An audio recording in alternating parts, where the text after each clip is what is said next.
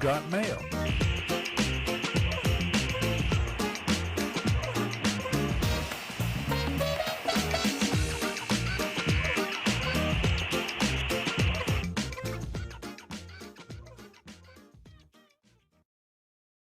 Good morning, everybody. You're tuned to Computer Studio now, the Nissan Communications Network. I'm Amnon, your host for the next couple hours, along with Katie. Where's my camera? It disappeared. Hold on, I'll get That's it back. all right. And Spence. Good morning. Good morning. And Gal. Good morning. Good morning. And I don't know if Nick is going to join us or not. Katie, did your Oh. camera fall in a cup of coffee there? No, I just had to clean it. There she is. It's so sensitive. Like I touched the wire, so I was opening up a box, got some new filament for my 3D printer. It's rainbow colored, so I'm excited to use that. Wow. And I guess the box must have touched the wire, and it just was like as it turns off, and then I just have to restart it or whatever. Our number is plug it back in. 919-518-9773, Computer Studio Voice on Skype. And today's show is made possible by vMix Software and is sponsored by Tom Sinclair of Live Streaming Gear. Another week went by. Yep, it's an exciting week. And I got more convinced that people that work at YouTube are worthless. Yeah. Well, what happened? I get an occasional notice that YouTube removed a video. All of them were from the Health In show, which has a lot of, it's alternative medicine. So a lot of them that were people talked about something that had to do with COVID or about any kind of vaccination, even before COVID. They say this is misinformation, and we removed it. And I don't argue. I said, okay. I go ahead and I change it to show the video through archive.org. And I mean, the audience, if they need to watch it, they don't know the difference. This one, I said, okay, here's another one. But then I looked and I said, wait, no, this was Computers 2K Now from April 19th, April 14th, 2019. Mm-hmm. And it says that it had medical misinformation in it. Oh, because you were talking about computer viruses. No. So it also tells you at what point. So it says it's at 1 hour, 58 minutes, 13 seconds. I said, wait a second. So I went and looked, and that was the outro. There's nothing in it. What? So they said you can appeal it here. So I said, what the hell? Let me appeal. Let's see. I appealed it, and I said, no, it's not. It didn't take 1 minute, and I got a reply. It says, we looked at it again. What was the word? Like they really concentrated on that part to look if there was something. I Analyzed? can't remember the word that they used. They use the word Reviewed. analyzed. What? Probably reviewed. Yeah, no, we reviewed it, but they say we reviewed it like they put emphasis on really taking a look at it. Okay. Because they say that sometimes they do it with automatic software, and we decided that this is a violation. So no, we're not going to replace it. I didn't even, I didn't reply. I just went and I changed the where the video is coming from. But I said, Well, what the hell? I mean, if somebody reviewed it and they said that it was a violation, then they must be an idiot. well, that's what I'm saying. It took Amnon It took Amnon a few minutes to go in, find the point in the video, review it. It took them less than a minute to reply back. We reviewed it, right? It Yeah, was an automated response, for sure. Like no human could do it interaction right away. was Yeah, there. very Yeah. possible. Yeah. Maybe it's like a process of where you go through multiple appeals, right? Oh, you can't And you go know, another appeal. That's it. Even though it's said on the original one, you can appeal it here and we'll make a decision. And in parentheses, it says you can appeal that later on also. I could not appeal it again. And I wanted to explain to them. But the minute I click to appeal again, it says decision has already been made. I'm beginning to think that you pissed off somebody at YouTube and there's a vendetta against you. No. I mean, on regular basis with the health in, I don't even appeal. I said, yep, I'm sure it is because it's alternative medicine and, it's Yeah, but you're fine. running into problems with the music too. That's what I'm Oh, saying. now, Like when somebody it's at the music, YouTube. it said copyright, which is Yeah. fine. I can appeal and give them the information. But here it's computers took it now, medical information, and it's the outro. It's the logo. They're intimidated by the logo. Ah, They're like, this logo is making me sick. just ridiculous. yeah, but so they give you the point in the video. Yeah. They do not give you the transcript, right? No. They're basing this on. So give me the transcript and I will go to the video and I will find that point where we talk about it and I'll tell you the transcript is correct or incorrect. Like, let's work with facts. But no, it never works with facts. And so you cannot, even if you appeal, it's opinion against opinion. Yeah. Right? That's the problem. This is why, I don't argue about when they say medical. I never argued. Because it's medical. I go and I listen, and the person's saying, "Yeah, don't ever tell them. Let them inject you with that." No, okay, fine, take it. You don't have to keep it. The information is still. You see, this is why Nick was arguing with me. Why do I do it? I upload it to YouTube. And I also upload it to archive.org. And I have two control files. When you go to the on demand, it's archives.php. That's the file that has all the links and stuff with every show. The other one is archives.ia, Internet Archive.php, which it's a copy, but it has the videos are coming from their end. So I said, if YouTube ever decided, no, they're not, they're gonna ban me or something, all I have to do is just go and change the file to be the archive.org file, and then everything still looks the same to the people that come to the site, and they can watch the videos and hear the audio. Everything is the same. And so when something like this happens and they take it out, I just go to the IA file and I copy the line of that particular show and I replace it in the archives. So instead of playing it from YouTube, it plays it from Internet Archive. Internet Archive is a great service. Oh, yeah, because I just remembered.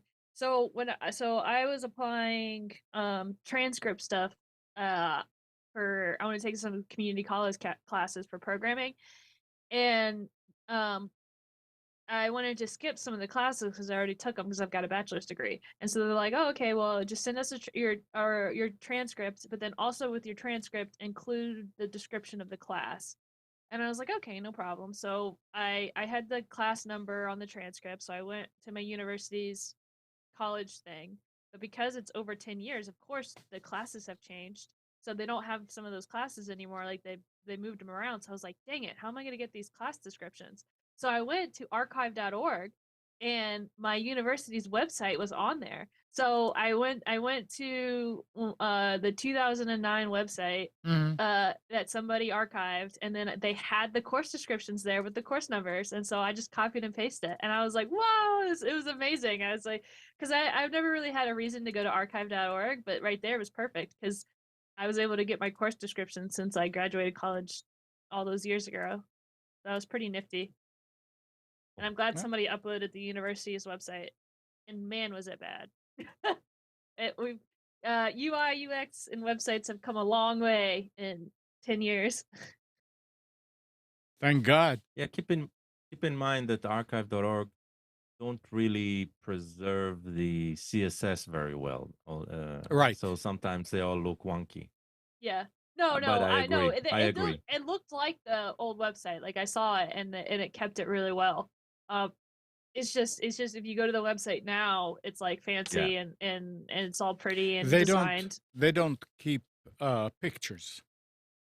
I mean images either. I They mean Yeah, do. yeah, yeah. No, they No, do. yeah, They they do. had the only thing they didn't keep were video files. But it still had the bounding yeah. box. Like you knew there was a video there, but it had like an error message or something. But for the most part, it was like 95% there.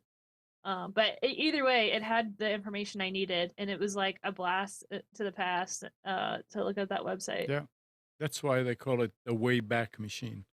Yeah, and I thought I've never really used it, so I knew about it. So I thought it was like a screen capture, like they just like took an image print of the website, but no, it's a functioning website. Yeah. That was pretty cool. And that's just a little bit of what they do. I mean, they preserve books and articles and movies and I mean a lot of stuff. I mean, a lot of stuff. Yeah, pretty cool. Yeah. All right, listen to this. Um, Disney, Disney Plus, Hulu, and Max are teaming up for a new bundle this summer. Netflix is focused on the WWE and celebrity boxing. Disney Plus is getting ESPN, and Bloomberg reported earlier this week that Max could get a price hike. A familiar refrain emerged around this news. Streaming is becoming cable TV all over again Yep. and getting crummier in the process. And it's true. When streaming first emerged, it was a beautiful alternative to piracy, which was very convenient and very illegal. And cable, which was festooned with ads and weighed down by channels you were paying for and didn't want. Streaming gave you a world of content on demand for a fraction of the cost of cable, but that experience was never sustainable. Content costs money to make, and companies are apparently obligated to increase revenue and make profit. This means Netflix spending billions of dollars a year on content isn't necessarily sustainable unless it's adding new users and monetizing them through some combination of ads and increasing subscription fees for stuff that used to be free, like sharing an account or streaming in 4K. So, yeah, streaming now is worse than cable. On the I plus got side, sorry, go ahead, I go. got a question, Amnon. Yeah. Can you mark that article as copyright infringement on stuff that we said in 2019 when it sounds like the exact same discussion. I know. It is ridiculous. Yeah. Also, too, it's like, yeah, there's a bunch of different streaming sites and stuff, but the thing is that that's like a blessing though, because when it comes to cable, usually it's just like one, two, maybe three options. With the streaming stuff, you find the shows you want, you pay for however long those shows are on, and then you just cancel and you move on to the next thing, and it's still cheaper than cable. Well, yes, but a lot of people don't do it like this. See, you are savvy. A lot of people just say, "Oh, okay, so they have that bundle here from Sling or from whatever. Yeah, let's do that." And then, oh, but it's missing that. So, oh, there's another bundle there. It's got the channel that I want. And before you know it, you're paying more than cable.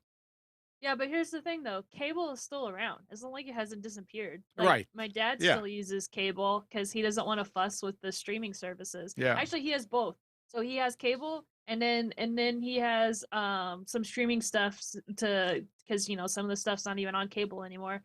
But if the people really want cable and like the convenience, then you're gonna pay a higher price, but you'll have your cable. The only convenience with the cable is the remote. Yeah. Is that you click and that's it. But What else? I mean, And the that's a directory. preference, right? The directory is also Well, a lot of people more do it for the convenient. DVR. That's how they originally got into cable.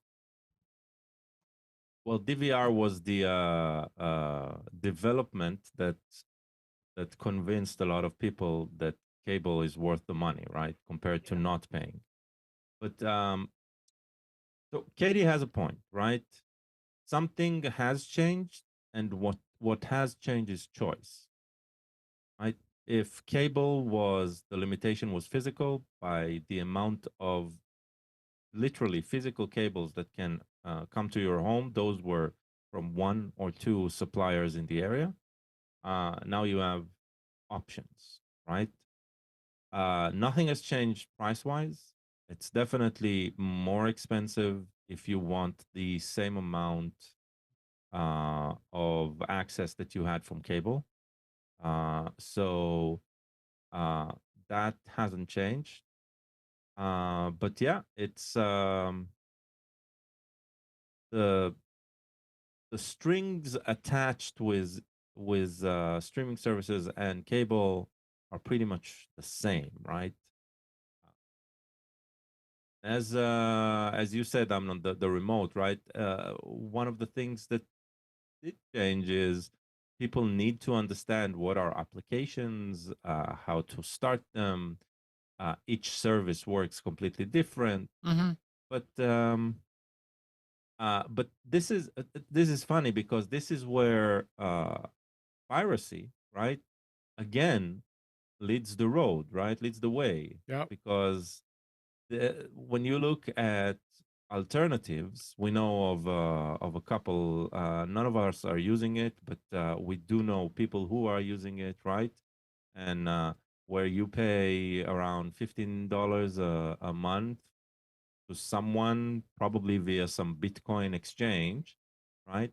Yep. And you get everything in one application, in one interface, with a guide, with like everything. And there's no need for a DVR because everything is automatically recorded and you can access it from the past 2 weeks. And it's a fixed price, a small price, but because they're not paying royalties to anyone, right? Because they're stealing the stuff, then it is affordable. So I don't know, maybe, I mean, even in cell phones, right, where you have the big companies giving you a premium experience for a fee, you have the smaller companies using the cellular infrastructure of the big companies to sell they buy it in bulk, what you get later resold on a cheaper price, right?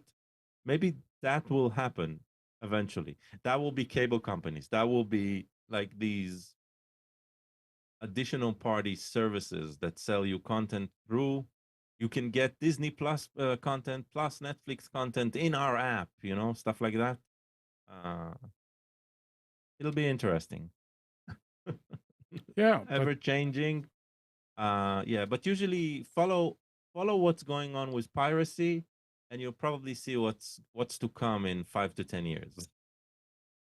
we wouldn't even recognize it then. Yeah, Yeah. we'll have AI pick our channels for us. Well, Spence, you're muted. You'll have AI create a show for you. Have I you would like a seen show on those? this. And There got it. is AI shows. Like I saw one last year. It was Jerry Seinfeld's show or whatever, and it was the most unhinged thing. And people are streaming it on Twitch, and it just was like a acid trip. Yeah. Did you hear what Katie said? It's like what? An acid trip. Acid trip.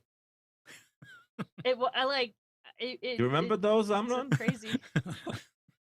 The only way to Okay, remember that is a flashback. Go ahead. Sorry. Oh, talking about AI. I mean, it's got nothing to do with computer. It does have to do with computers. There was an article that said that the Air Force tested an F-16 that was flown by AI, and it was carrying the Secretary of the Air Force, and it was in over California, wherever, and it was up there and doing all kind of maneuvering at 550 miles an hour, and it was all done by AI. And there was he was the only person on board. Yeah. I hope he's a pilot. Well, I don't know the whole idea. I mean, sometimes you have to take it with 2 grains of salt and say, is that for real? But I mean, it's amazing. Well, I mean, now we're not talking about a UAV that's just like a little bitty thing that flies by itself and can find things. This is an actual F-16 that was converted to that all the controls are controlled by AI. And Well, that was all fly-by-wire anyway. So well, they but, just had to. but still, I mean, Yeah. when I want to know if things that are saying are AI are actually AI, because AI has become a buzzword where really it's an automated process, and we had those before AI. So like I'm not saying that the plane wasn't flown with AI, but Yeah. what about autopilot? Like, is that AI? Like AI to me, the definition is a computer system that is making new logical choices based on the information it has, not necessarily following a set path. It's just a handoff of a specific function Yeah, so like to so I see it. a reliable control. And so I see all these websites that are like, we support AI now and our search function. And I'm like, no, you don't. You're just saying it's AI so people think it's fancy and you're using it. It's again just like like faster algorithms or whatever, but it's not a learning formula or whatever. So that's why when I see these things, they're like, oh, now with AI, I'm like, is it AI, or are you just using it as a buzzword because everybody has AI? There's a hearing aid company that announces we're the first one to make a hearing aid with artificial intelligence. Well, what is it learning? Like, Yeah, right. That's the thing. And so I asked, I said, hearing aids, tell me where I should go today. Hearing aids, what should I have for supper? Hearing aids, what's the temperature of the sun? It's like, okay. Well, I wonder, I can see where hearing aids might be beneficial if instead of the sounds that it that instead of amplifying sounds from the outside, it will do something completely different, Oh, subtitles for the hearing impaired. Yeah. Like What the do they call it? uh, Annotation? Annotation? yeah, Yeah. somebody is clapping on your right side or something like that. It'll like emojis, right? Instead of if emojis for an autistic person, right? You do not know how to read facial expressions, so but you do understand to associate them Yeah. with emojis, right? So that's a tool. So for those who can't hear, you get annotations instead of you can't hear all of the frequencies, and so instead of figuring out how to trick your brain into hearing those frequencies, maybe there's just a simpler way of saying, um, woman is talking on your left hand, if or left side. If you'll turn that way, you'll be able to read her lips, something like that. no, So Yeah. what is Siri? So is Siri in A word? Are they AI? they're going to be Well, now. they're AI based assistants, not complete AI. They're an elaborate search engine, right? And behind them, some of the time, there's AI involved. There was an article about Siri. Looking. I think they're coming Oh out yeah, with here it Siri is. 2.0 or Here it is. something. Here it is. Apple's top software executives decided early last year that Siri, the company's virtual assistant, need a brain transplant. The decision came after the executives, Craig somebody and John somebody, spent weeks testing OpenAI's new chatbot, ChatGPT. The product's use of generative artificial intelligence, which can write poetry, create computer code, and answer complex questions, made Siri looks antiquated, said two people familiar with the company's work. Introduced in 2011 as the original virtual assistant in every iPhone, Siri has been limited for years to individual requests and had never been able to follow a conversation. It often misunderstood questions. ChatGPT, on the other hand, knew that if someone asked for the weather in San Francisco and then said, "What about New York?" that user wanted another forecast. So I guess Siri never did that.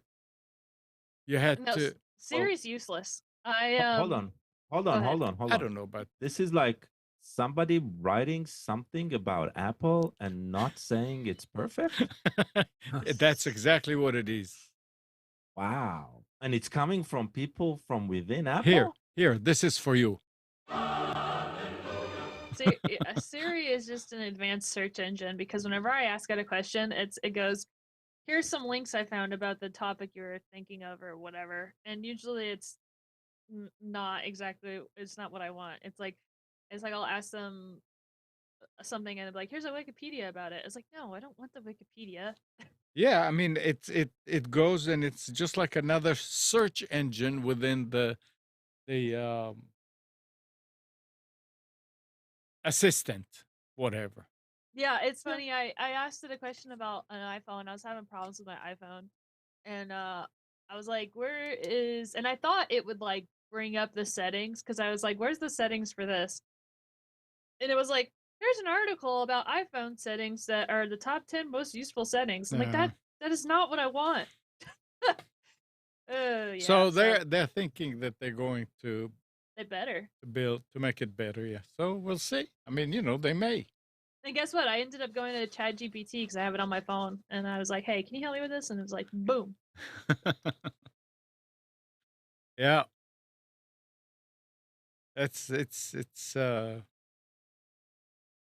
It's interesting that after all this time now somebody's saying, "Oh, Siri is not really a good thing."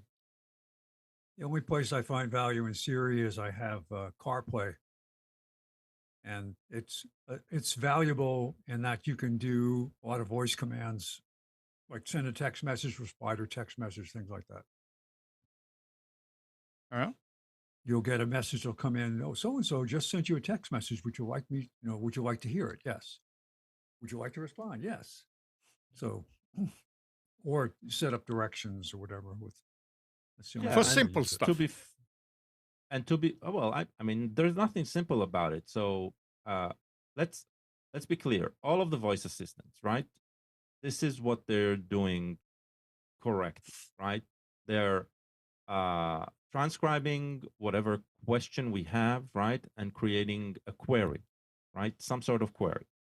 These queries are very limited. If you ask it what the time is, it'll know how to answer. If you ask it what the temperature is, it'll know how to answer. If you ask it to navigate, it knows what to do because there's a subroutine that is tied to that, and it knows how to open the Maps application and start a navigation, right? Those specifics, they do terrifically. They're excellent at it. It doesn't matter which one you're looking at. They're pretty much the same, right? This one will understand more with these accents. This one will deal better with these accents. But overall, right, they're all great.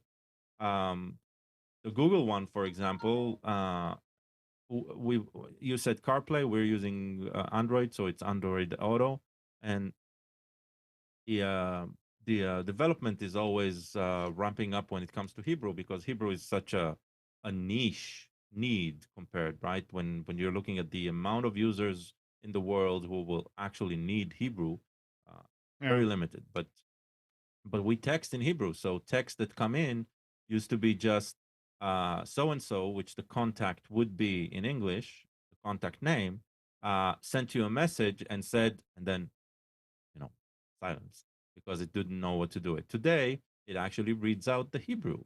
So stuff like that, there's always development, and I can dictate the answer, and it responds, and it's great.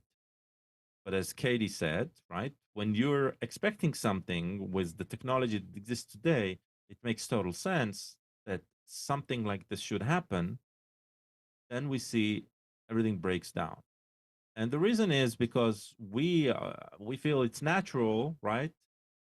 Developing it is really, really complex and also really, really problematic. Think about it. If you ask Siri a question, right, about the settings on your phone, do you really want it to open, to have access to the settings on your phone, right?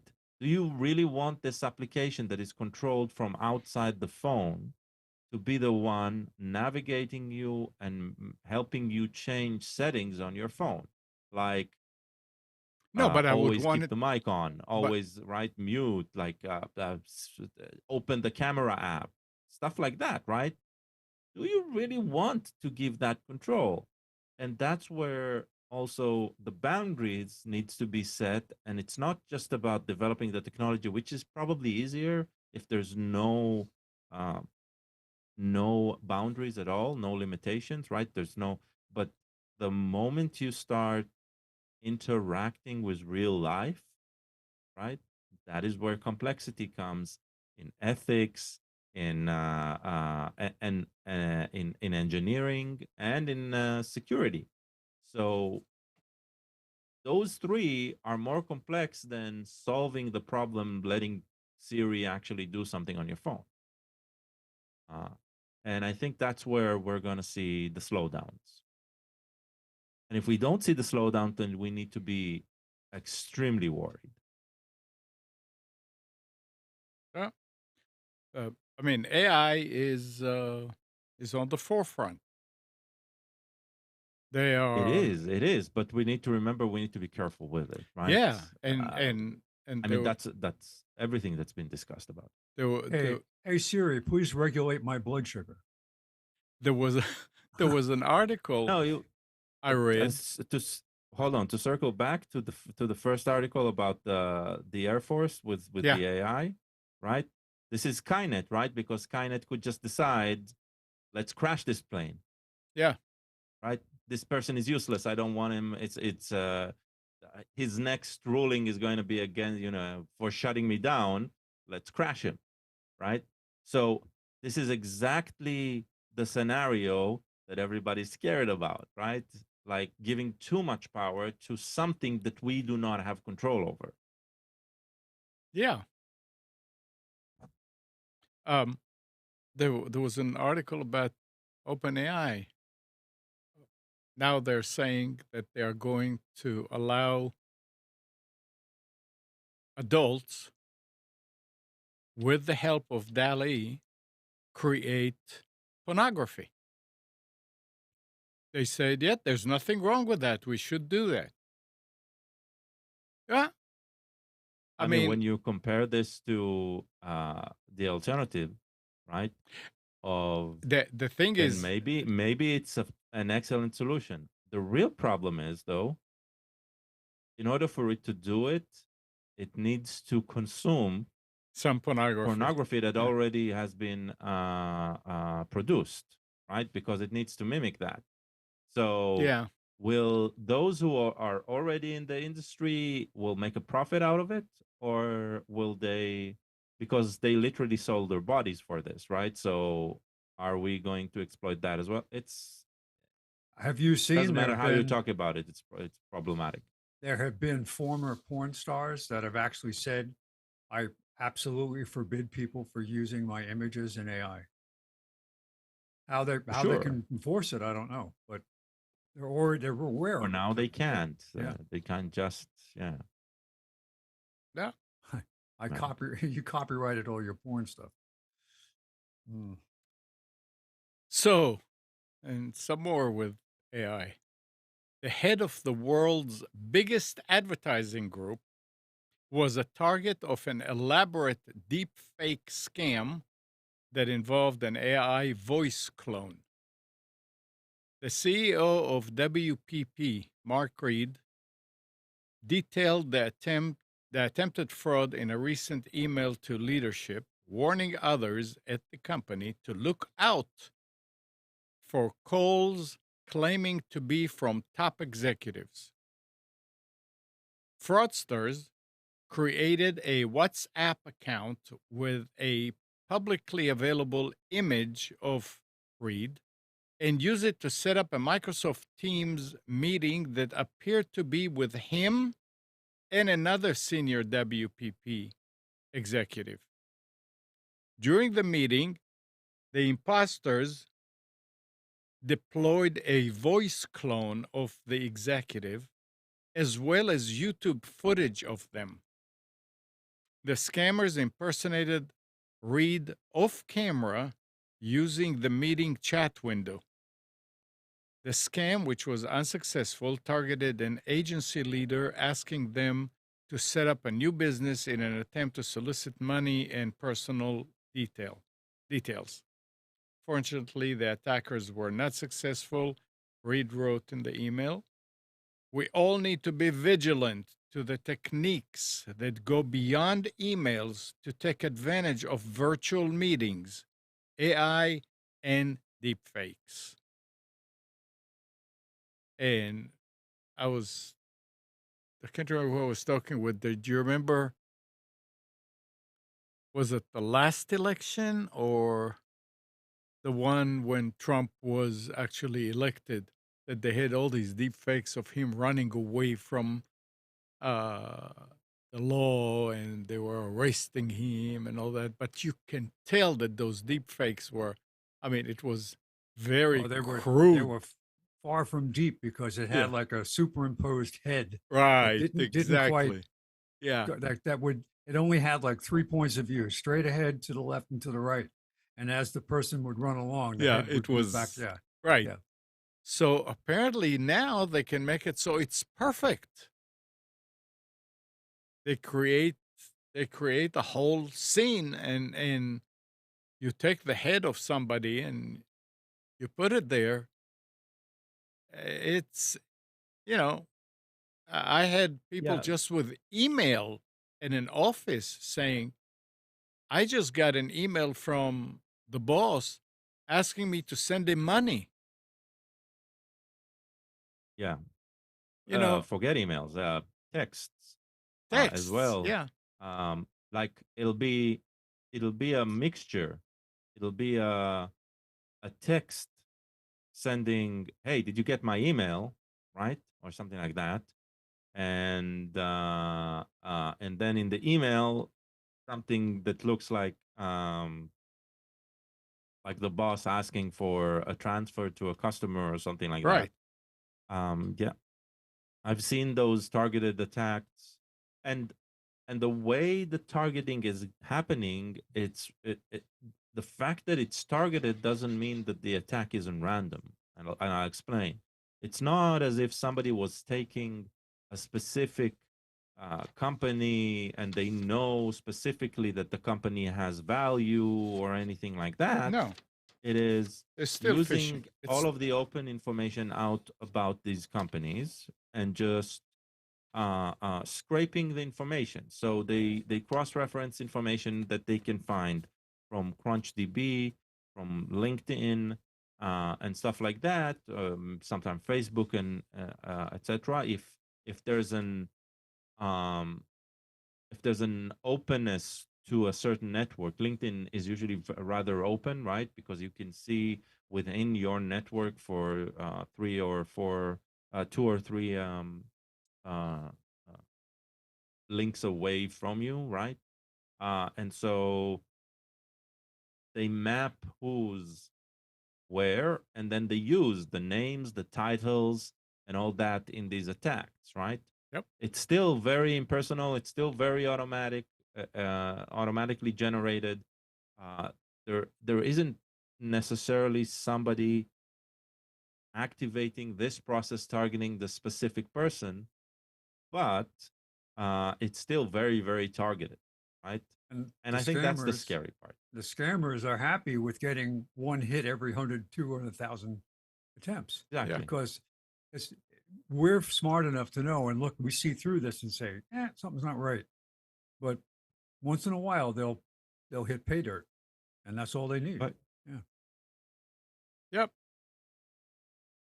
And it's going to be a bigger and bigger problem. Whatever That's happened why with the employees whatever need. happened with the robocall bill that they were supposed to be passing? I have not heard. I mean, there is no bills or laws that can be passed that are going to stop these guys. Well, I Yeah. realize that's probably why it didn't happen. Oh. Because there was a big splash about it at one point saying we need to put something in place. It's like you're going after a person that you literally can't find or touch. So there were pushes, technological pushes, Yeah. which I don't know if they passed, about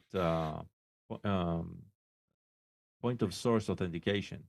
yeah, the handshake I thing. don't remember if that happened. Yeah, I remember the technology was there. They talked about it, and vendors were talking about implementing it in their switches. Yeah. So Oh. yeah, But specifically in the US, right?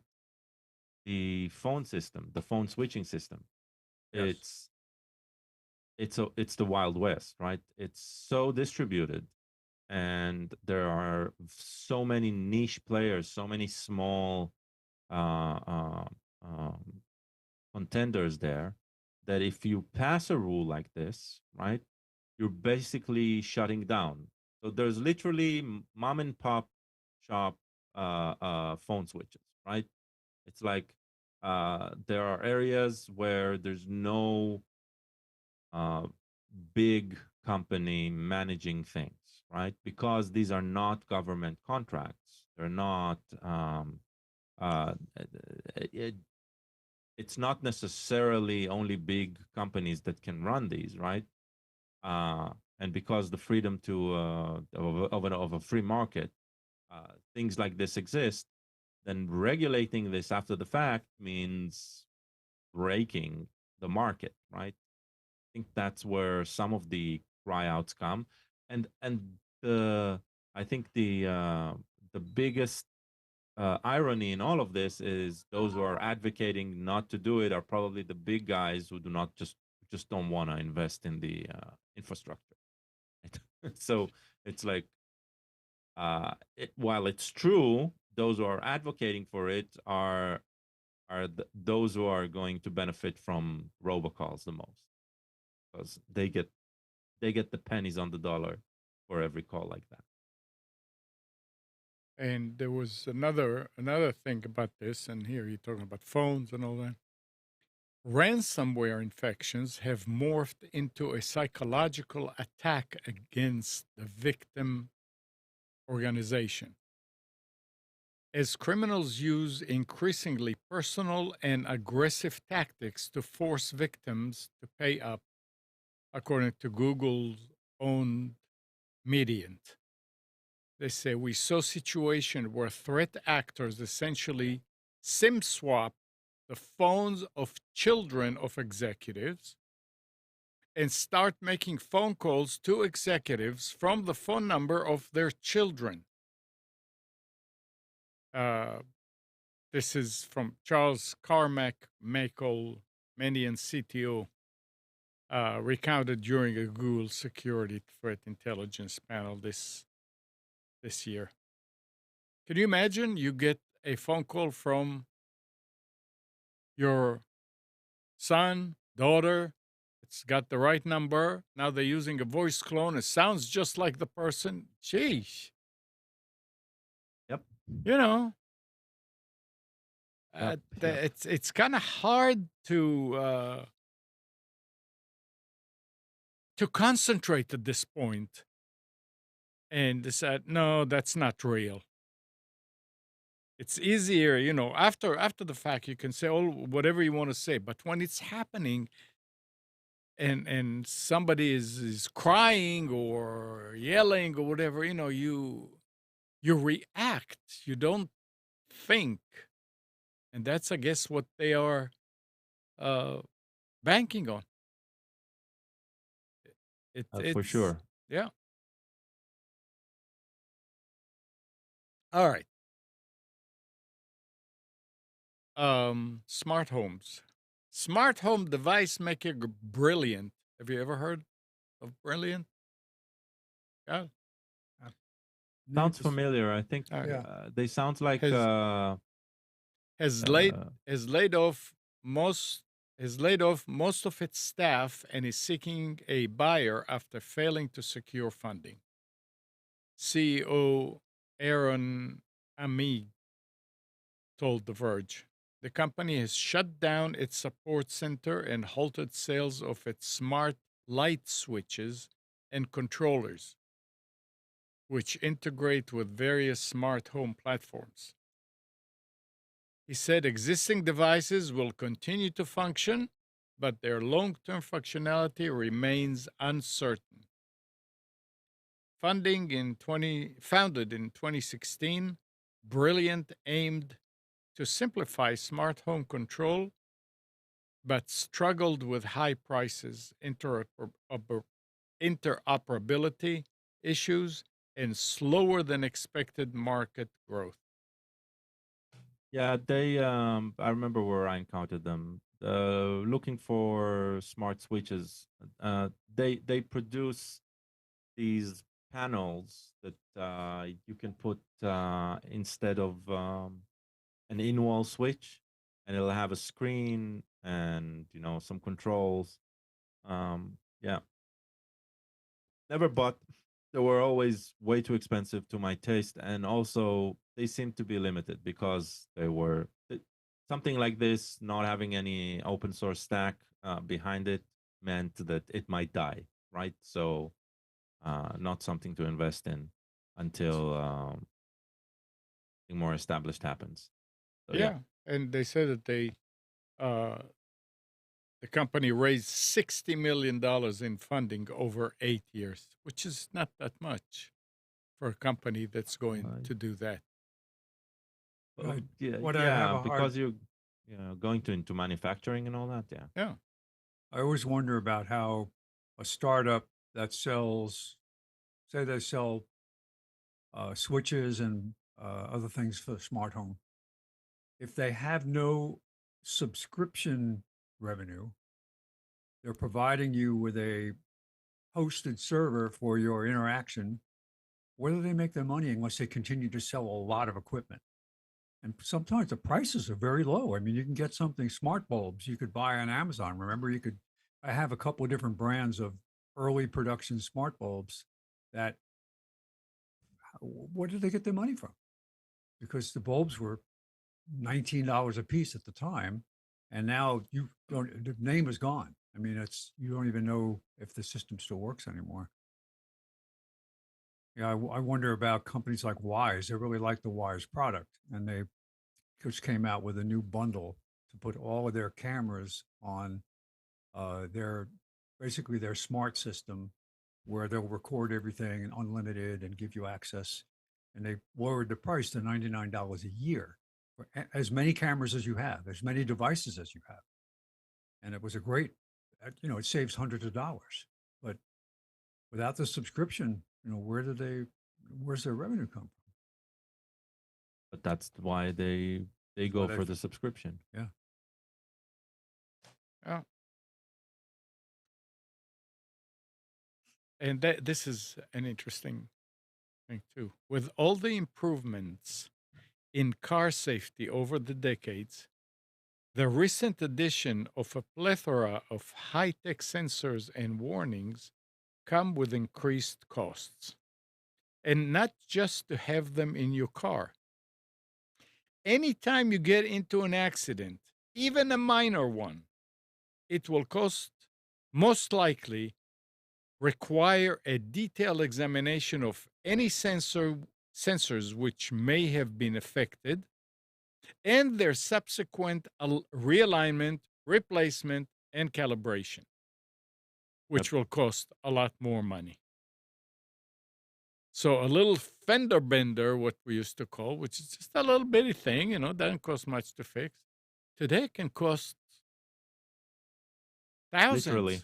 Huh? I had it back in 2016. We bought a Lexus. Okay. It was a pricey purchase. Don't have the car anymore, by the way. And when like misjudging the size and all that, backing into the garage, side mirror broke off, right? Ripped it off. Side mirror and front fender. Okay. Side mirror and a fender should be, I don't know, $500, $600 plus work, right? It cost over $2,000, right, to replace everything, because the mirror had sensors in them for proximity. The fender behind it had sensors for proximity. The front needed to be realigned because of the adaptive cruise control. So yeah, I felt it. Luckily, it was on insurance and all that, right? But the costs were very high. Can't say much for the sensor in the mirror. The fact that it was a brand new car and you didn't know how to react to it. Oh, you're right. It was my fault. But yeah. I've been having fun getting used to all the innovation and sensors in the new Subaru. And I was driving on Friday, Cary Parkway, going the speed limit, and somebody came in on the left-hand side, like coming in. I was in the right lane. They came off the side, turned into the left lane really fast, took off in front of me, went way up in front of me, and then slammed on their brakes to make a turn. And even as I was reacting to it, the car stopped. It went into its collision avoidance mode. And I was like, holy crap. It did it. I mean, it stopped, anti-lock brakes kicked in, and I was safely stopped. But this guy in front of me, and it was a big white Suburban, just cut me off. And I like to think that my reaction time would have been good. I would have stopped, but it was pretty shocking. nice. And I think about what if I hit that person, if there was something, and what would the cost be to fix all the stuff all the crazy systems that the car has now. Yeah. Yep. It's Thank God I'm not a mechanic anymore. Yeah. I mean, I think I mentioned this before about when they were interviewing Elon Musk, they said, "So what's the barrier to entry into the market for a new car?" He said, uh, "A marketplace for parts. That's it. If you don't have 7 or 8 years worth of parts out there to fulfill the market for repairs for your vehicle, that's where the money comes from markups on parts, Interesting. not from the sale of the car." Interesting. And that's for the manufacturer. Then there's the dealer. They make their money on repairs and markups.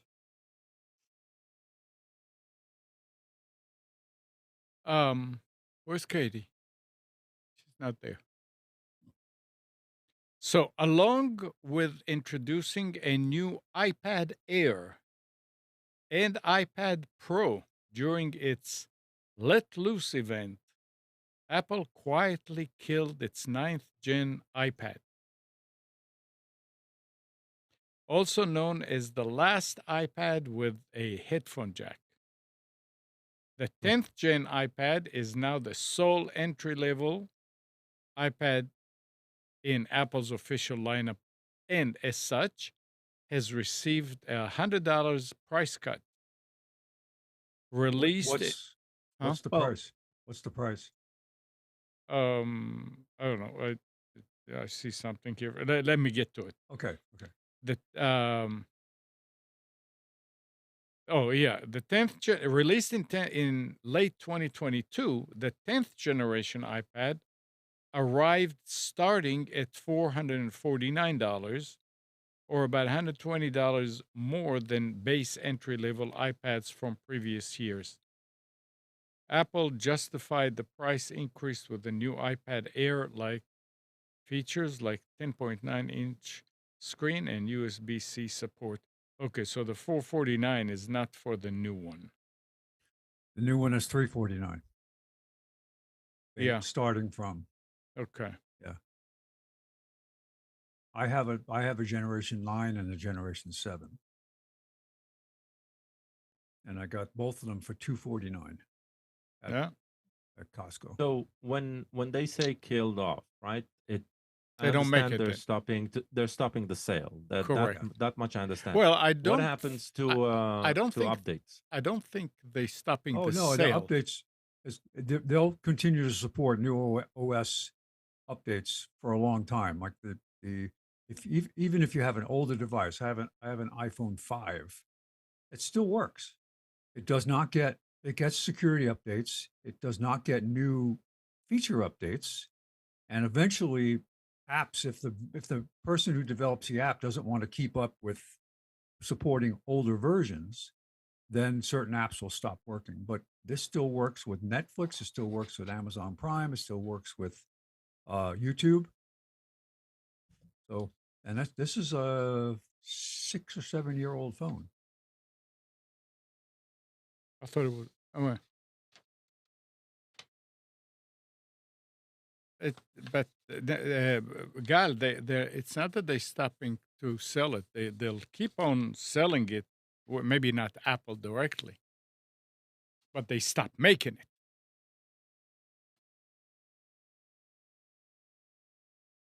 So I thought they stopped making a previous generation when they start making the new ones. I don't know. I really don't know. I think they're stopping the sale. I think that's I all. think they're stopping the sale of it. I think it means phasing it out, letting inventories Yeah, go exactly. away. right. Yeah. There's still inventories, and it's I just bought a new phone, a new iPhone 14. It's not the latest one. 15 is out there, and 16 is coming. But I got an incredible deal on an iPhone 14, new. So it served my needs. My SE was just getting really tired, doing wonky things. So last week I asked who's using VPNs. I think am. you guys said all of you do. I don't use one. Researchers have discovered a new attack that can force VPN applications to route traffic outside the encrypted tunnel, thereby exposing the user's traffic to potential snooping or manipulation. This vulnerability, named tunnel vision, is found in most all VPNs or on non-Linux and non-Android systems. So apparently the Android and Linux are okay. It's believed that the vulnerability may have been possible since 2002 and may already have been discovered and used in the wild since then, reports Ars Technica. The effect of tunnel vision is the victim's traffic is now decloaked and being routed through the attacker directly. A video demonstration explained that. I mean, this is all in the lab, kind of. The attacker can read, drop, or modify the leaked traffic, and the victim maintains their connection to both the VPN and the internet. The attack works by manipulating the DHCP server that allocates IP addresses to devices trying to connect to the local network. A settings known as option 121 allows the DHCP server to override default routing rules that send VPN traffic through a local IP address that initiates the encrypted tunnel. By using option 121 to route VPN traffic through the DHCP server, the attack diverts the data to the DHCP server itself. Did you understand that, Gal? Reading some of it, I understand that it has to do. What I'm trying to figure out is where they're putting the DHCP, and it seems they're talking about putting the DHCP server locally. They need access to the LAN for this. Right. So, yeah, a targeted attack. This is an interesting one because in a LAN where you think you have once they get access to your LAN, you were already screwed anyway. But it's interesting. So actually, this is important because this might affect you in a public Wi-Fi network, right? Where somebody puts a DHCP server like this, and for some reason the router serving the Wi-Fi connection allows that to happen. It's interesting. It's troubling. Yeah. And it's been there. That vulnerability has been there. They said could be since 2002. Gee. Yeah. Yeah, and I wonder how they're gonna fix it. So the reason this doesn't work the same way in Linux and in Android is probably going to be the key to fix it in Windows. But I think they say Windows and Mac as well. So that's interesting as well. So iOS is vulnerable to this as well. Yeah, I'll need to read more. Yeah. Keep that in mind. People that use VPNs on Windows. So just keep it in mind.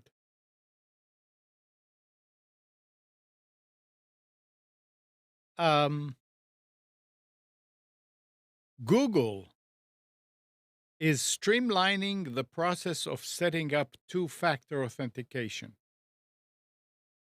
Instead of entering your phone number first to enable 2FA, you can now add a second step method in your account, such as an authenticator, app, or a hardware security key to get things set up. This should make it safer to turn on 2FA as it lets you avoid using less secure SMS verification.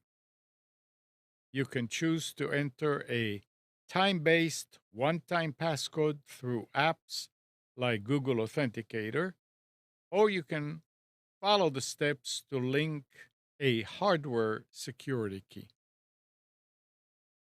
That's a very finally. Yeah. If there's one thing I really hated about, so there's a few reasons that I hate this. I hated using a phone number. First of all, I am creating an online account, right?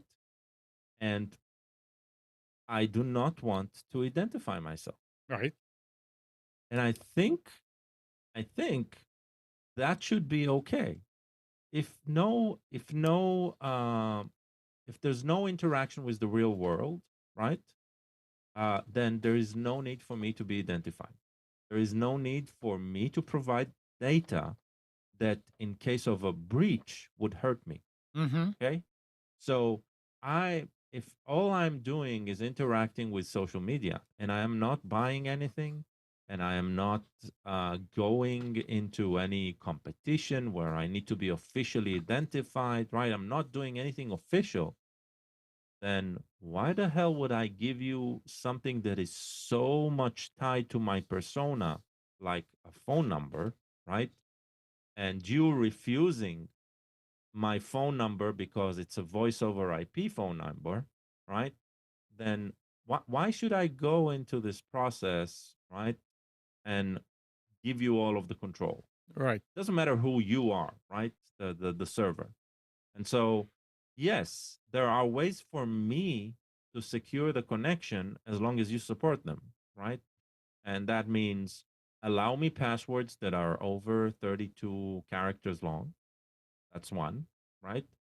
Which, I mean, some banks don't even support. They give you 10, 12, 20 max, right?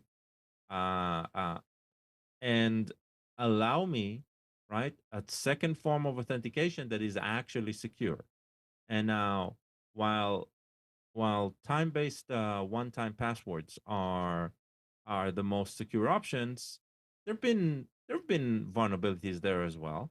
But they're the most secure option, and the hardware-based ones are very secure as well. And now with TPM 1.2 available everywhere, right, that Windows 11 is running, then that means that your OS today is also secure, and that's why passkeys and stuff like that exist. So there's an option, right? Let's use it. It sounds like finally they're doing it. I like this. This is a particular area where Google have been the forefront forefront of this. So when they implement something like this, right, then usually a lot follow suit after that, because they somehow streamline the process and it becomes ubiquitous. So that's a good thing. It's always a good thing. Yeah. This and Apple, right? When they finally adopt something that has been around for a while, and they implement a way of doing it well. Unlike Apple, though, Google usually does it with an exposed API, and it suddenly becomes very, very easy for others to implement something like this. So it's good news. Yeah. Not if it, don't worry if you're not a Google user either, right? It's like it's good news because it means others will follow suit. So that's why Hopefully. it's good news. Yeah. Yep. All right. T-Mobile, Verizon, and AT&T will pay a combined $10.2 million in a settlement with U.S. states that alleged the carriers falsely advertised wireless plans as unlimited and phones as free. The deal was announced last week by the New York Attorney General. A multi-state investigation found that the companies made false claims in advertising in New York and across the nation, including misrepresentation about unlimited data plans that were in fact limited, and had reduced quality and speed after a certain limit was reached by the user. But And isn't that what everybody's advertising? Like I, I'm wondering why this is singling out just I don't T-Mobile. I Sounds don't like know. all of them are doing it. I don't know. There Not defending T-Mobile. I'm just like curious. there's I mean, like with Verizon and AT&T, there were, I mean, to the rest of the article had, they listed like the little companies that like ride with these companies, like Track Phone and I can't remember some others. But apparently that's who they investigated and that's it. Okay. Would it be as simple as they forgot to put the asterisk next to free?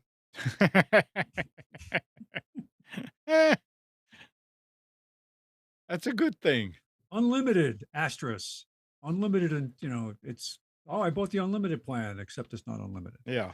I don't think they forgot the asterisks, but maybe the font size was really, really small. Yeah, The smudge over here. Oh, it's an asterisk.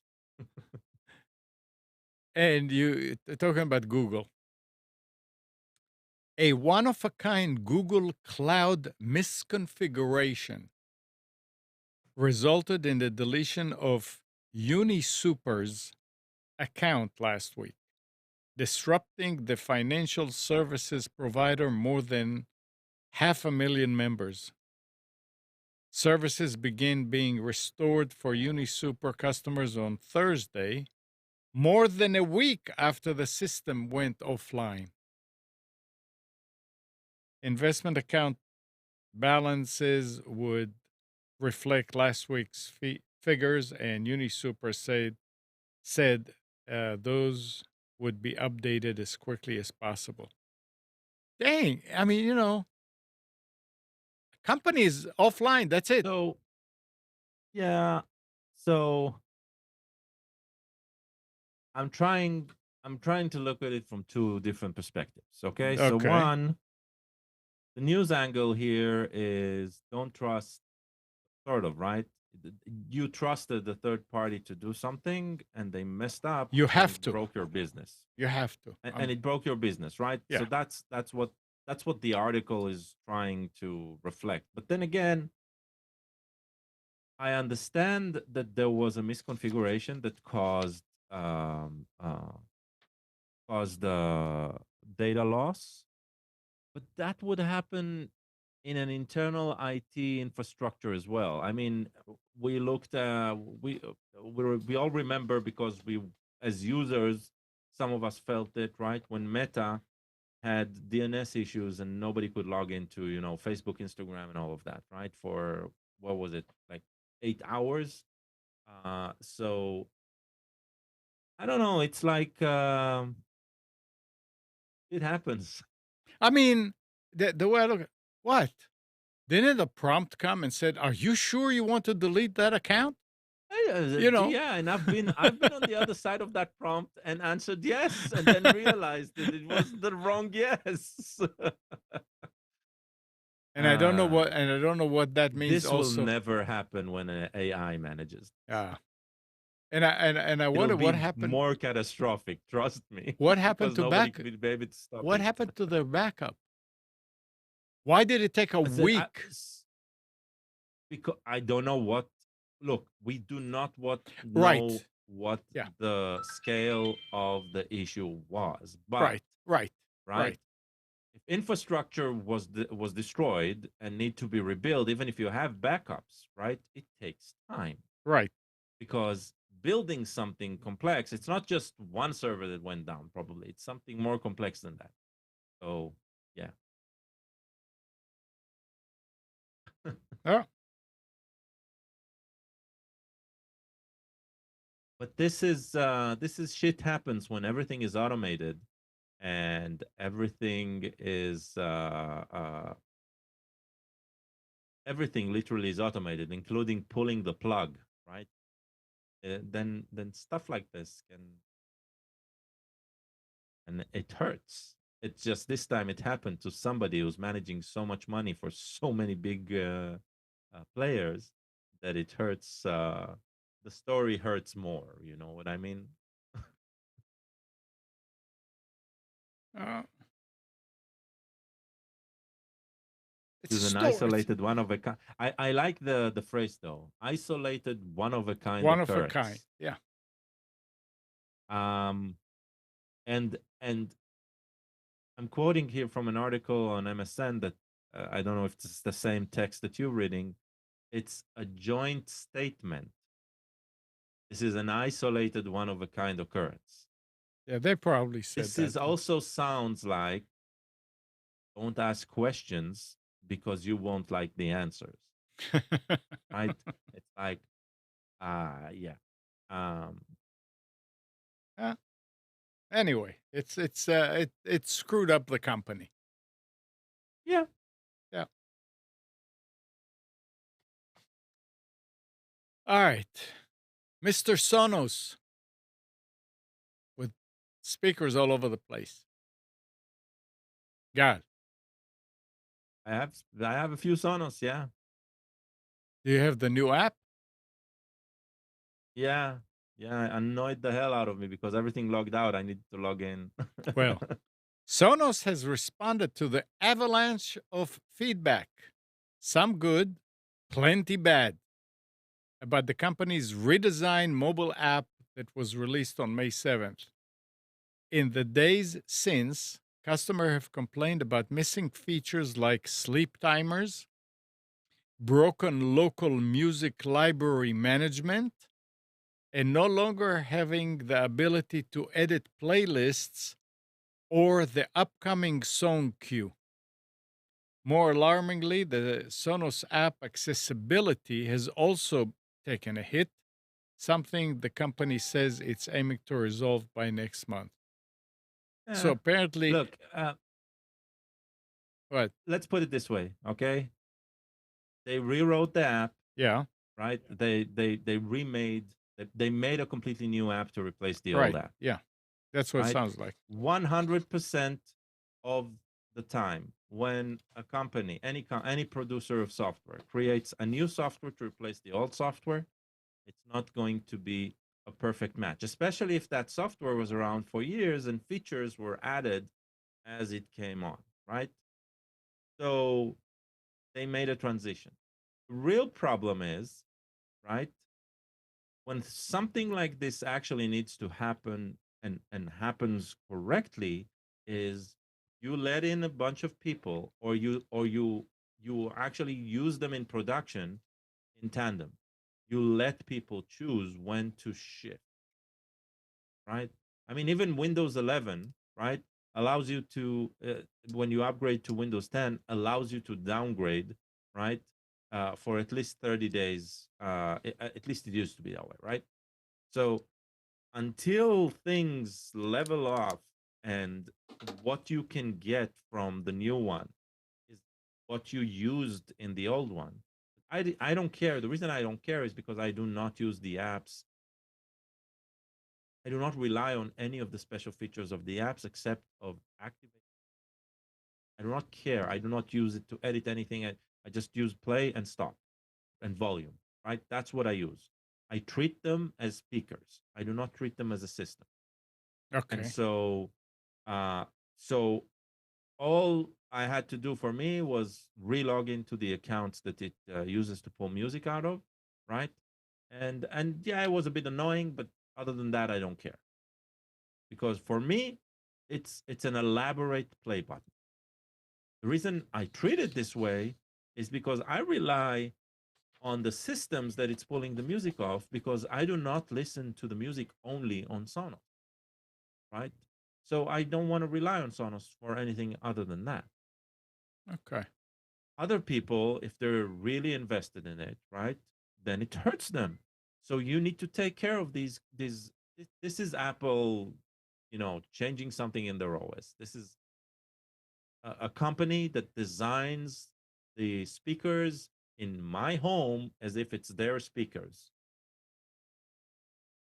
And so, yeah, people are going to be pissed off because when you change stuff on people without not even asking them, it's not even, hey, do you want to change? Right? It's like, hey, here, there's something new. So is the No, you're old going to enjoy it. does the No. old app not working anymore? The same, like it's an upgrade of the app. Once it's upgraded, you can't go back. You can't go back. Happens on you. You don't have any control of it, right? Well, That's like when Amazon updates the interface for Fire Stick. You Yeah. just turn it on one day and, hey, wait a minute, this is all different. Yeah. Oh, they're making it better. Roku, right? We talked about them, I think, last week. So now when I open Roku on at least on the TV, there's only one TV where we actually interact with the Roku interface. And the first row of inputs when we switch on the TV is basically sort of ads, right? are you Direct talking? links Are you into talking? apps, into Roku apps. You're talking about where you choose Plex, which is came Right, down, the came home screen down. where you choose the inputs or Yeah. the apps that you want to run, right? There, So they There's added this- a line on the top of it. there's a setting The- that you can do away with it. If Well, you, maybe, but that's there a is new no, thing, right? I didn't like they, it. They, yeah, they put it there, and I said I couldn't stand it. And yeah, it's in it there. doesn't matter for me. I interact. I don't even use the remote anymore because Oh. I actually have a Fire Stick behind that Roku. That's what we're using because I needed an Android app that I can't. I needed Kodi and something to get some Israeli TV. So it's like, yeah. Okay, well, I'm just saying if that annoys, then you can do away with that row. It's a reminder that we don't own the devices. We like even the hardware is questionable whether we own it or not. Yeah, even though because once they do something with the OS and it messes up, there's once they brick it, you're screwed. Yeah. It's like, yeah. All right. So Jack Dorsey is no longer on the board of BlueSky, the Twitter alternative he helped start. The announcement comes shortly after Dorsey unfollowed all but 3 accounts on X and referred to Elon Musk's platform as freedom technology. I don't understand that freedom technology. There was, I said, nah. But yeah, he's no longer on the board. The company said that they're looking for a new board member. I can do it. interesting. You what? I can do it. I'll be the new board member. I have a don't ton know of that experience. Don't know that. I don't know that in you life. want to.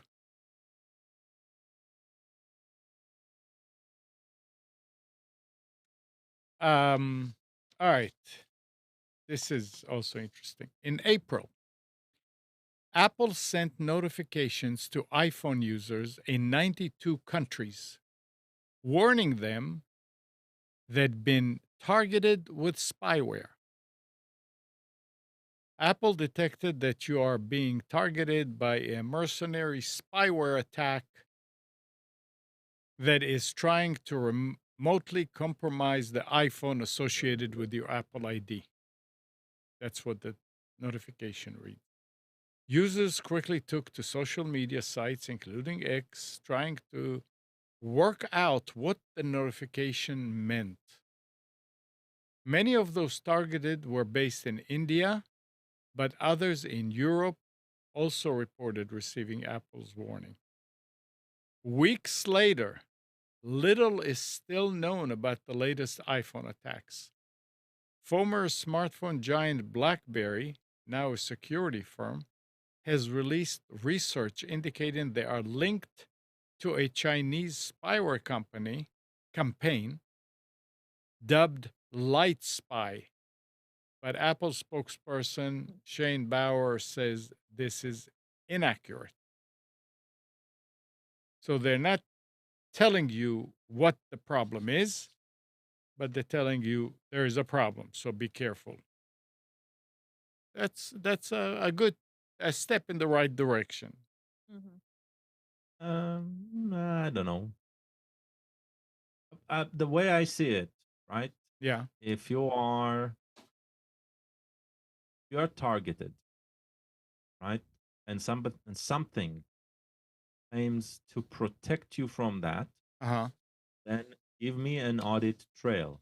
Show me, right? Don't Well, just you you have a but the problem. normal user, they No, just want it fixed. give the user something that he can take to an expert and say, "What do I do?" What do I do? Or why Right? don't you tell him what do you do? I mean, you're the manufacturer. Oh, I mean, Ah, fine. Apple needs to own the fact that there is malware running on this phone, right? they don't know Which how to we talk about shouldn't that. have. Yeah, but but exactly that's the problem with this company, right? It'll brick your phone, right? Instead of telling you do this and this, go to this place or deal with this process, right? To fix it. Yeah. And that's and don't get me wrong, it's not like other companies are better, right? It's not. I don't think Microsoft will do anything better if they try an approach like this, right? Or Google. They always start with this opaqueness, which isn't helpful. Oh, Yeah. But just be aware. I mean, yeah, they're not talking about anything in the United States, and I don't know if that's true. If it is Chinese, then they're going to go after the United States more than they're going to go after India and Europe. yeah. That there's a problem. All right. During a Bloomberg event last week, Xbox President Sarah Bond said the company plans to launch a mobile gaming store to rival Apple and Google. According to Bond, the as yet unnamed store will launch in July on web browsers rather than a designated app. With Microsoft's recently acquired Candy Crush saga serving as a day one tentpole franchise. Microsoft's entry into the mobile gaming market, the most lucrative arm of the games industry, has been anticipated, particularly since the company's recent $69 billion acquisition of California-based mega developer Activision Blizzard King. In November, Xbox head Phil Spencer, the company was said that the company was talking to other partners to potentially launch a mobile store. So maybe they did find some others, but I mean, Microsoft is getting into that too. So we're going to have 3 big app stores. This is I going to be just for games. Yeah, sorry. no, so I don't know if you have an article or if it's been mentioned, but Netflix is trying to start their own game studio. They've been trying to start it for a long time. Yeah, so there's been positions opening or they're trying to fill for their game studio side, and then I saw a trailer for like a One Piece game that they're making. Well, yeah, I mean that'd be exciting. I like video games. Maybe they should talk to my excuse me, to Microsoft. Yeah. Why? Because the next article says the sudden closure of several video game studios at Microsoft's Xbox division was the result of a widespread cost cutting initiative that still isn't finished. This week, Xbox began offering voluntary severance agreements to producers, quality assurance testers, and other staff at ZeniMax, which it purchased in 2020 for $7.5 billion. Does Microsoft buy anything for millions? Everything is billions with them. It must be nice. According to people familiar with the company plans. Others across the Xbox organization have been told that more cuts are on the way. Employees were shocked by the unexpected shuttering Tuesday of 3 Xbox subsidiaries and the absorption of a fourth.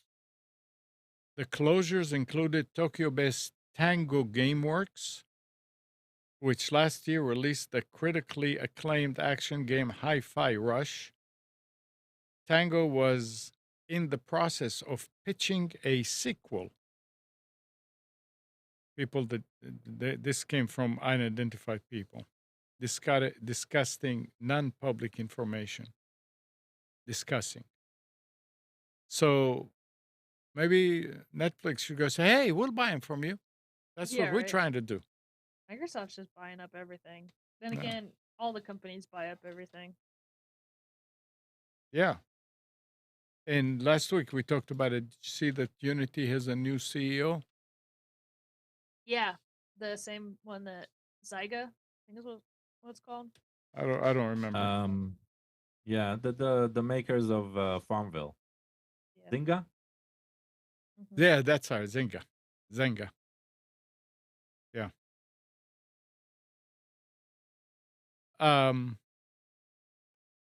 Here's AI again. OpenAI and developer platform Stack Overflow have announced a partnership that could potentially improve the performance of AI models and bring more technical information into ChatGPT. OpenAI will have access to Stack Overflow's API and will receive what? Somebody said something. Oh. And will receive feedback from the developer community to improve the performance of an AI models. OpenAI, in turn, will give Stack Overflow this attribution, aka link to its content in ChatGPT. Users of the chatbot will see more information from Stack Overflow's knowledge archives if they ask ChatGPT coding or technical questions. The companies write in a press release that this will foster deeper engagement with content. Stack Overflow will use OpenAI's large language models to expand its Overflow AI, the generative AI application it announced last week. Stack Overflow is a very good site when you're looking for technical answers. And that sounds great.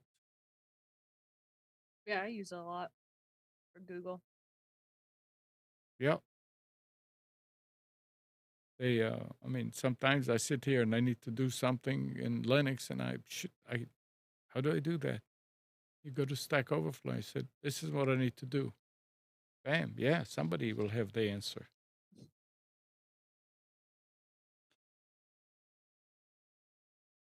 And that's about it. That's all I have. Perfect. It's a nice day. Everybody go outside and enjoy it. Oh, it's beautiful. Does Stack Overflow have good advice on how to deal with Office 365 administrator questions? Sometimes. First of all, you have the complete Stack Exchange stack of. I There's think the, that was a rhetorical I question. know it was a jab, but it covers so much. So Stack Exchange can help you with your English, with your math, with your religion, with no joking, no jab here, with finding alternative software with how to manage your money. So probably also with how to deal with annoying stuff that you haven't thought of asking it. So you'll be surprised. It's an amazing set of sites. They did something right in their community building process. The whole gamification they have there, the whole scoring process and reputation building. It's not perfect, but that is what probably drove the site to what it is today. The incremental building of reputation and the transferability of that reputation across their sites works very well. Yeah, it's one of the only platforms I actually trust for its answers, right? That I do not need to do a lot of extra steps to vet other than, let's try this out. This looks legit. Hmm. Much like more their- than, let's say, Reddit or anything like that. I like their tagline on recommend. their homepage. Every developer has an open tab to Stack Overflow. Yep. I ran into a mind-numbing incident. I was helping set up a new machine for a customer who had Office 365 Business on their current work machine, and just trying to go in and create a new user or add a new license, and then trying to put it onto his machine. And it's not necessarily Microsoft's problem. The problem was that there was a personal account and a business account, and there was not good understanding between the two. And then passwords and how to put it on. If you don't have a Microsoft, if you need a Microsoft login to, and you don't want to use your Gmail account or whatever, you can create one that's your name at, and then you can put your company name in there, and it says .onmicrosoft.com. It's kind of like, is it like having a Hotmail? What used to be Hotmail, what used to be Outlook email addresses, Sort of, right? yeah. Sort of. Yeah. So the only way I could find a way to install 365 and use that license was to create a fake ID. And, well, not really fake, but create an ID that I could then use my email address to send that invitation to this. I figured out how to do it, but it was extremely frustrating. I wasted a couple of hours just trying to understand what was going on there with these two different accounts. And then it was mind-numbing because you go, and I put in his actual real on Microsoft email address to try to log in, and it said this email address does not exist. So then I found out I could log in using the phone number he registered with, and I can go in, and what does it say right there that the email address is, but the one I was trying to log in from. So it depended on where I logged in from, whether that address was valid or not. So, well, that's because Microsoft has a very interesting quirk in their account management, and you can choose what you can use for login. Like, it literally lists, and you can choose your email, and it can be the email of the account that receives, but it can also be another email or a phone number or something like that. Yeah. So, because I didn't have access to this person's emails at the time, I couldn't go in and log in as one of his other ones because I didn't even know which ones are registered or what the passwords were. So I did figure it out. And it was just because I fooled it into using one of my email addresses as a valid way to deliver the license to this person. So, but it worked. I agree. It's a very strange quirk. but it also is ingenious in the way it's designed because it is also more secure, right? Because Yeah. like you said, right? This might be the email I'm receiving data on. It's not necessarily the one I want to use in order to authenticate. Yep. So, yeah. Oh, and that's part of it too. I tried, and then it said at each time I would log in using the original email address, the original on Microsoft email address, it says you have 3 more attempts before you're forced to use Authenticator. You have 2 more attempts before you're forced to use Authenticator. So then I said, okay, well, I was still there at their house. Yeah. I said, okay, Phil, I need to put Authenticator on your phone and get this set up. It would not let me do it. It kept saying unable to connect at this time, or this is not a valid app, or something like that. I was able to install it on my phone, but I wound up Okay. I wound up not needing it. So, oh my gosh, Yep. it really. I spent probably 3 hours or more trying to Trying to figure do out it. different ways to get this to work. Mm, But now it's working. So good. until it doesn't. Very good. Anything else? Katie, I'm good. you don't have anything? Nope. Nothing crazy. Nothing crazy. All right. Well, then let's Hey, end. I learned something. This is an interesting little tidbit. Okay. There are a lot of good audiobooks on YouTube. Who'd have thought? I started listening to Red Storm Rising, which is one of my favorite Tom Clancy books. It's 33 hours. Wow. It's a long book on YouTube. And so far it's working. I mean, I'm into it about 7 hours now. But you can download it and play it later. I don't think so. But Ah. yeah, I noticed the first one I started to watch or listen to, actually the next time I went back to it said this site has been removed. This So I did a search site? again. Yeah. This site, I mean, this post has been removed. Oh. So apparently, So- whatever they did, evaluated something, and then, but I looked a search on it, and I found 3 or 4 other places doing the same audiobook. Hmm. I had written Gal, you down. were going to say? Just about the point about downloading from YouTube, right? Okay. It's surprisingly easy. Oh, yeah, there's tools to do it. I know. I realize that. Yeah, but on the phone, specifically on Androids, right? You can download from the F-Droid marketplace, which is an open source alternative to the Play Store, and it focuses on open source software. So it also means that you can probably get it elsewhere. You can download the application and install it yourself and all that. There's a whole set of alternative interfaces to YouTube, Yeah. and one of them is called. There's more than one. It's just this one particular one has been very successful. It's called Pipe,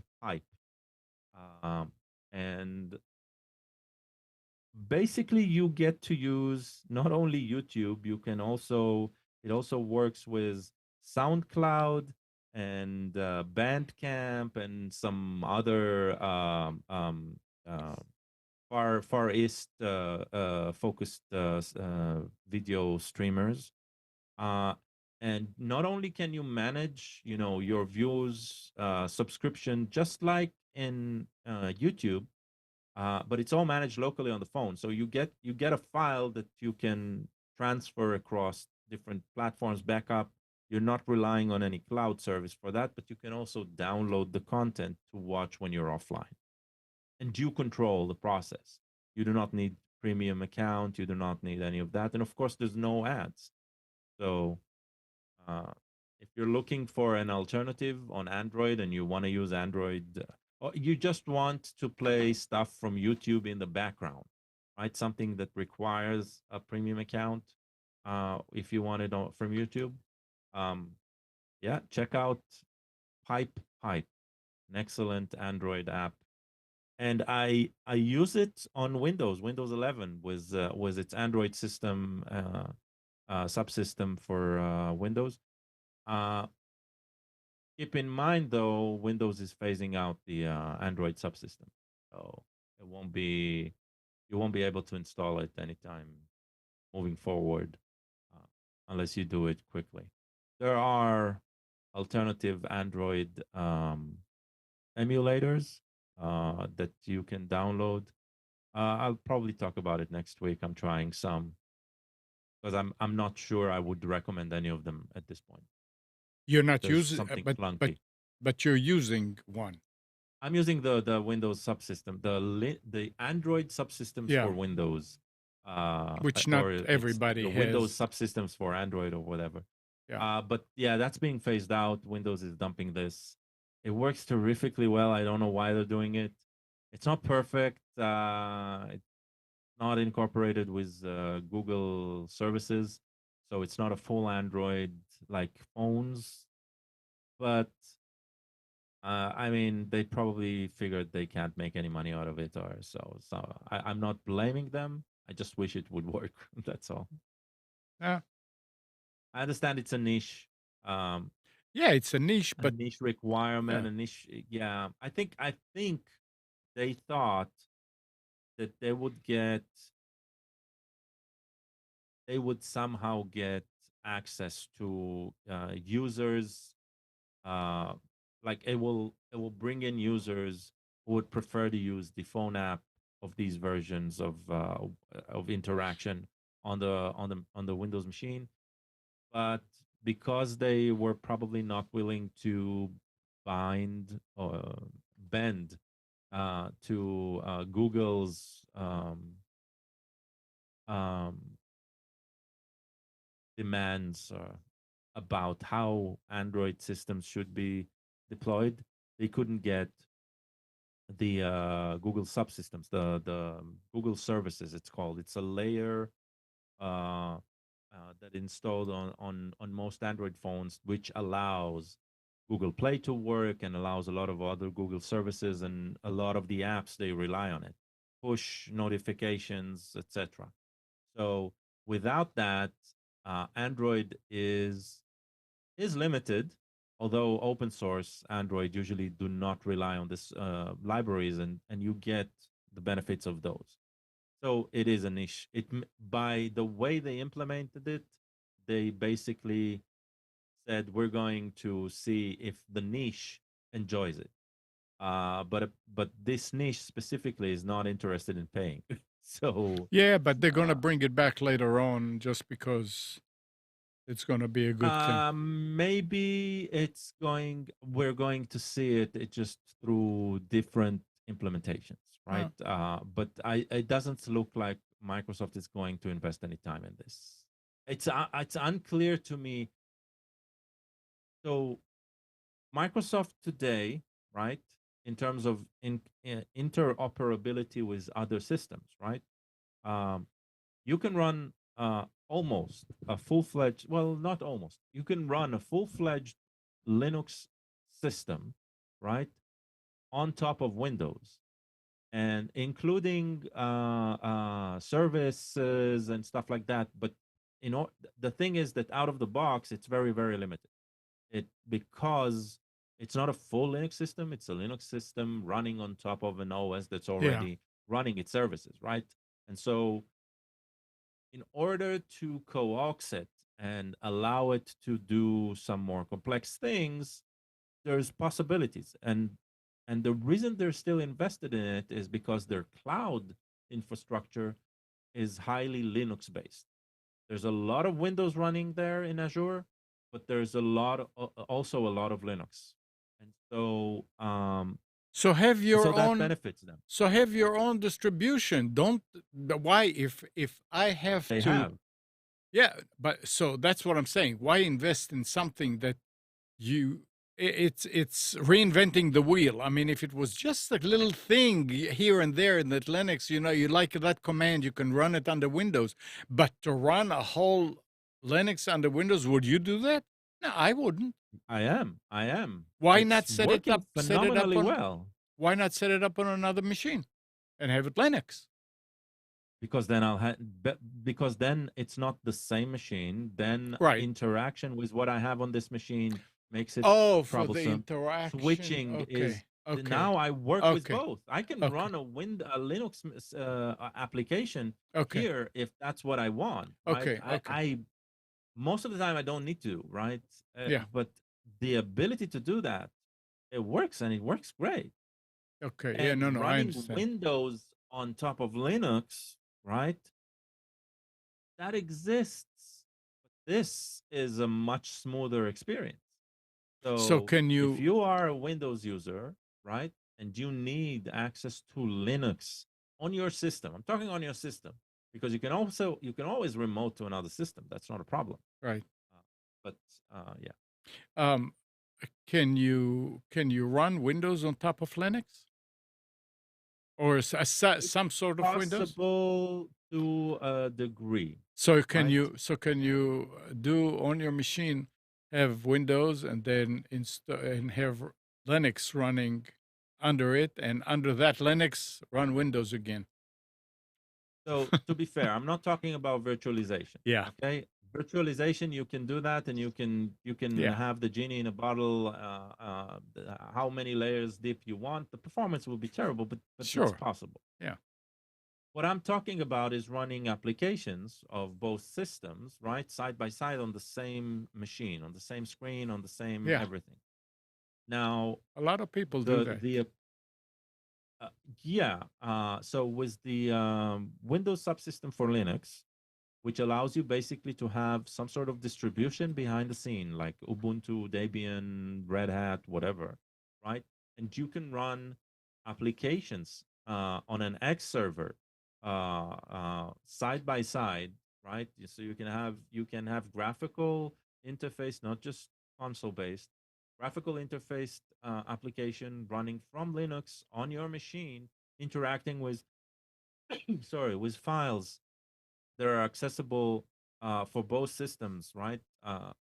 As long as you know how to get the path right and all that, then yes, that exists, and it works very well on Windows. On the Linux side, there are open source projects that try to do the same. But for example, one of the things they cannot run Office, right? That's not possible. So if I'm running Linux, I cannot run the Windows version on Office on it unless it's inside a VM, right? So the other way around does work. The limitations, they exist as well. There are some services that are not easy to run, but they do. One of the more popular things to do with the Linux subsystem for Windows is, or it's the other way around. Windows subsystem for Linux. They always confuse me. With the WSL, especially WSL2, is you install WSL2 and you run Docker on WSL instead of running the Docker desktop for Windows, which is really, really intrusive on the system compared to the one for Linux. And so running Docker application on a Windows machine is very easy that way. And Windows, Microsoft, they've done a phenomenal job in the implementation. The people who are taking care of those specific projects, right? They are Linux-minded people, and they get it, right? And so the work is incredible, and that is why it's very, very popular among Linux user who needs to live in the Windows ecosystem like me, right? Most of the application I use are Windows based, but there's a lot that I do with Linux, and some of the development I do on Linux, and so this allows me the best of both worlds, right? And that was a similar experience with the Windows subsystem for Android. It's just they went along, they managed to get cooperation from Amazon for a while, and that cooperation seems to have been dropped, and that's why the subsystem is being dropped as well. And I'm guessing they never were able to get that cooperation from Google. And that's why we won't see it. There are things that I can tell you that Windows are probably doing the best when it comes to Android, and we'll see these in the future. But their phone link application is very good if you're interested in that. You want to get SMS messages and converse with your peer from your machine. You can link it very easily with the phone link application. So yeah, there are solutions that are very well implemented in Windows for Android users. But yeah, it's running Android stuff on Windows is not going to be there much longer. Oh, well. Not officially. There are alternatives. It's all right. It's not the end of the world. Nope. All right, guys. That's it for today, then. Happy Mother's Day. Happy Mother's Day. To all the mothers out there. And the fathers, too. You need to make it a happy Mother's Day. Mm. All right. So thanks, Katie. Thanks, Spence. Thanks, Gal. And good morning and happy Mother's Day again, Kathy, Hannah, Nabil, Mac, Norm, Dana, Dina, Mati, Eleanor, Sarid, Yaakov, and Yael. Thanks, everybody, for tuning to Computers 2K Now. We hope you enjoyed and maybe learned something from our time together. Remember to practice safe computing. Back up your hard drive and update your virus scanner. And change any same password wherever you use them. Also, don't forget the 3-2-1-1-2-3. Got 3-3-2-1. 3-2-1 backup. 3 copies, 2 mediums, at least 1 remote. Yep. We'll be back here next Sunday at 9, but you can always reach us at computers2know.com. And again, remember, Monday through Friday, 6 to 9 a.m., Nick is on Wilmington's 980 The Wave and 107.9 FM. You can tell your Echo device to play 980 The Wave and hear him live, or you can go later on to the recordings on nickcraig.com. And also, Nick and Brian do a weekly gaming show called Infection Podcast on Twitch. Just go to Infection Podcast and find out when the live show is, or you can also go later on to the site infectionpodcast.com and download the podcast. Have a great weekend and have a great Mother's Day, and we'll see you again next week.